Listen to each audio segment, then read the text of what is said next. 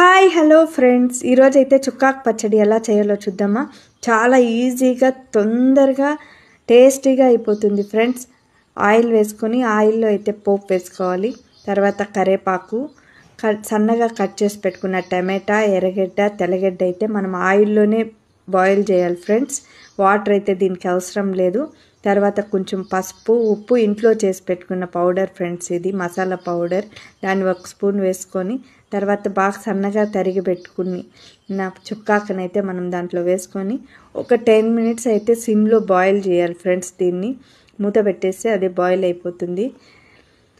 10 minutes తర్వాత మనం దాన్ని ప్లేట్ తీసుకొని బాగా మెల్ట్ చేసామంటే చుక్కాకు పచ్చడి అయితే రెడీ ఫ్రెండ్స్. దీనికి పెద్ద ప్రాసెస్ అయితే ఏం లేదు, ఈజీగా టేస్టీగా అయితే రెడీ అయిపోతుంది. మార్నింగ్ పిల్లలకి అయితే చాలా బాగా, లంచ్ బాక్స్కి అయితే ఇది చాలా వరకు ఈజీగా అయిపోయే ప్రాసెస్ ఫ్రెండ్స్. నచ్చితే షేర్ చేయండి, లైక్ చేయండి, ఫాలో కొట్టండి.